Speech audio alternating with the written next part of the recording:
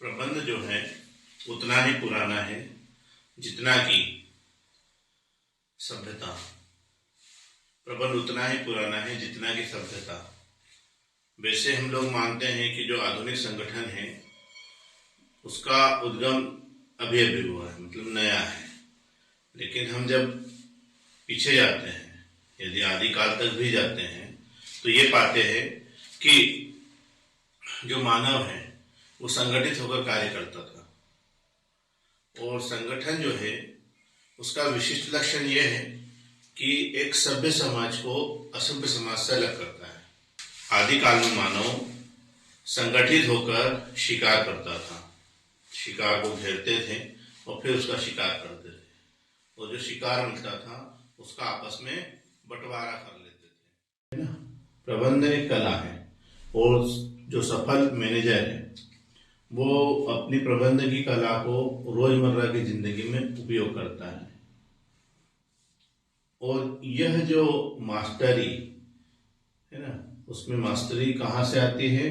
अनुभव से आती है, अध्ययन से आती है, अवलोकन से आती है, जिसका उपयोग वो अपने उद्यम में, उद्योग में कर पाता है ना। जैसे कि जो कला है, आर्ट है, शास्त्रीय नृत्य है तो उसमें कथक है। तो कथक जो नृत्य है वो कुछ उसके नियम हैं। जैसे ही कोई व्यक्ति नृत्य करता है तो उसको समझ में आ जाती है, जो पारखी होता है वो जान पाता है कि ये नृत्य कौन सा है, क्योंकि उसके स्टेप होते हैं, उसका सिद्धांतिक ज्ञान होता है, उसका जो व्यक्ति है व्यक्तिगत प्रयोग करता है, उसका अभ्यास करता है, उसमें सृजनशीलता लाता है। तो आर्ट जो है धीरे धीरे बढ़ता है ना, एक दिन में व्यक्ति माहिर नहीं हो जाता। वैसे ही प्रबंधक भी कला का उपयोग पर डे करता है, अध्ययन से आता है उसको, अवलोकन से आता है उसको, अनुभव से सीखता है ना। जैसे एक जो प्रबंधक है अपने कर्मचारियों को रोज देखता है तो उसमें वो देख लेता है कौन व्यक्ति काम वाला है और कौन व्यक्ति मक्कारी करता है, या कौन व्यक्ति किस काम को अच्छे से कर सकता है। तो वो कहाँ से आया? अनुभव से और अवलोकन से आया।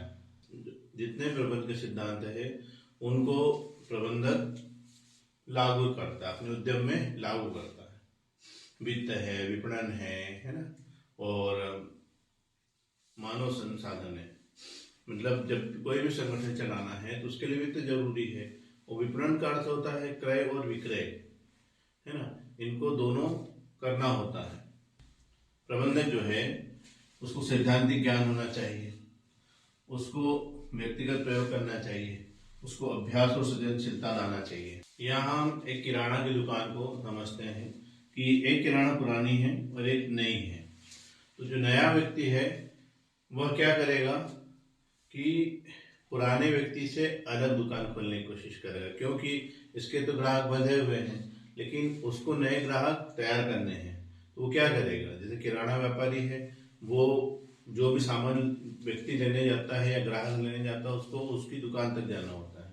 तो जो नई दुकान वाला ने जब दुकान शुरू की तो उसने सबसे पहला काम ये किया कि ऑनलाइन ऑर्डर लिया और घर पर सामग्री पहुंचाई। तो ये इसका नया काम हो गया, सृजनशीलता ले आया, क्योंकि उसको कहाँ से आई? अवलोकन से आई कि ये व्यक्ति के यहाँ लोग आते हैं और सामान ले जाते हैं, अब इनको सुविधा दे देंगे जो ग्राहक है तो वो यहाँ आ जाएंगे। ठीक है, ये आर्ट है, प्रबंध की एक कला है।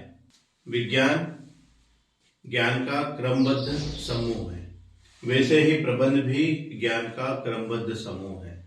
जैसे विज्ञान में शब्दावली होती है वैसे ही प्रबंध में भी शब्दावलियां होती है, जिससे एक प्रबंधक दूसरे प्रबंधक की भाषा को समझ पाता है।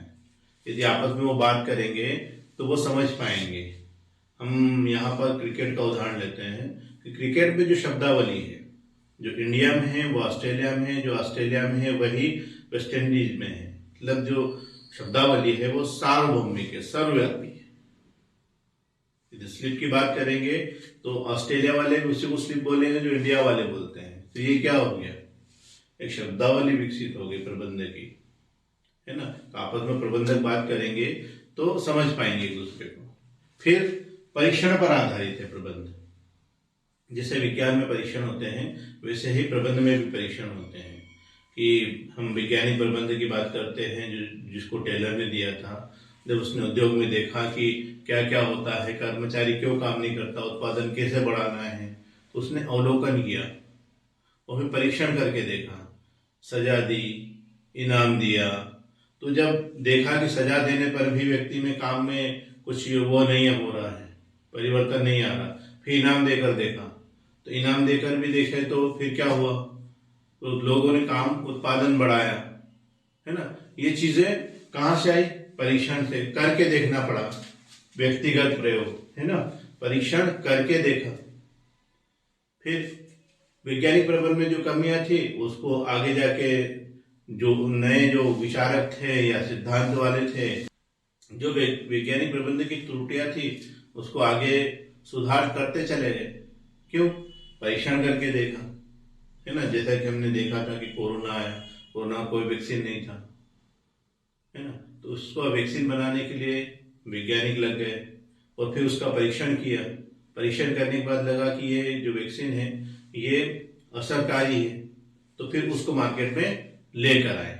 वैसे ही प्रबंध में भी परीक्षण किए जाते हैं, काम कराने के तरीके बदले जाते हैं परिस्थितियों के अनुसार, समय के अनुसार, कार्य की दशाएं सुधारते हैं, है ना। जैसे लाइट बढ़ा दो, है ना, एसी के कमरे दे दो या पंखा लगा दो, गर्मी के सीजन में गर्म पंखे लग जाएंगे और एसी लग जाएगा, और यदि ठंड है तो हीटर लगा दिए, तो कार्य की दशा बदल दी, लाइट बढ़ा दी, तो कार्य सुधर जाएगा। ये परीक्षण करने पे आता है, ठीक है।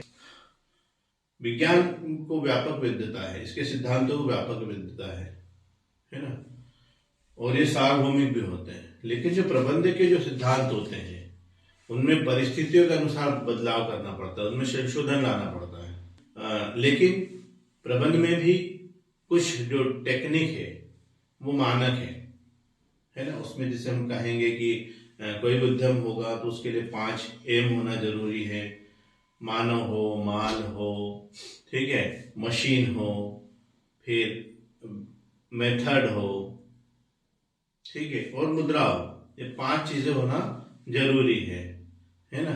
मानव है तो फिर हमारे पास सामग्री होना चाहिए जो बनाना है, सामग्री मतलब कोई वस्तु बनाए उसके लिए कच्चा माल चाहिए, फिर उस कच्चे माल को बनाने की एक तरीका होगा, और वो माल कहाँ से आएगा, मुद्रा से आएगा। फिर उसको बनाएंगे कैसे, मेथड से बनाएंगे, तो मेथड होगी तो मशीन चाहिए, तब जाके वस्तु बनेगी, है ना। तो प्रबंध विज्ञान है। हम ये देखते हैं कि व्यवसाय में दिन प्रतिदिन उसके स्वरूप में बदलाव हो रहा है, उसका उसमें वृद्धि हो रही है। जब उसमें वृद्धि हो रही तो उसको जो व्यवसाय है उसको करने के लिए हमको क्या चाहिए, प्रबंध, क्योंकि हर संगठन की जरूरत है प्रबंध। वो प्रबंध कहाँ से आता है, शैक्षणिक योग्यता से आता है, अनुभव से आता है ना। तो इसके लिए हमको क्या करना पड़ेगा, व्यवसाय के अलावा प्रबंध को भी दिन प्रतिदिन परिष्कृत करना पड़ेगा। प्रबंध की जो टेक्निक है, कला को, उसके आर्ट को बदलना पड़ेगा, जिससे व्यवसाय में के स्वरूप में दिन प्रतिदिन वृद्धि हो रही है, वैसे ही प्रबंध जो है उसके स्वरूप में भी बदलाव लाना पड़ेगा, तरीका बदलना पड़ेगा, नई नई टेक्निक लानी होगी, है ना, क्योंकि ये एक पेशा भी बन गया है प्रबंध। सभी पेशे भली भांति परिभाषित ज्ञान के समूह पर आधारित है ना। कोई भी काम है वो भली भांति रूप से परिभाषित है ना। वो कहाँ से आएगा, शिक्षा से आएगा। तो शिक्षा को पाना हो गया, उसको अर्जित करना होगा, तो प्रबंध की शिक्षा भी लेना होगी, है ना। तभी यहाँ पर हमको कुछ न कुछ समझ में आएगा कि हमको करना कैसे है ना। तो इसके लिए आजकल जो प्रबंध है इसकी शिक्षा देने के लिए कई संस्थान देश में भी और विदेश में भी हैं। जैसे इंदौर में IIM है, अहमदाबाद में है, ऐसे अन्य जगह भी देश में प्रबंध की शिक्षा दी जाती है, जहां पर अलग अलग कोर्सेज किए जाते हैं। होटल मैनेजमेंट है तो अस्पताल मैनेजमेंट है, तो HR मैनेजमेंट है, अलग अलग विषयों पर भी इनको शिक्षा दी जाती है।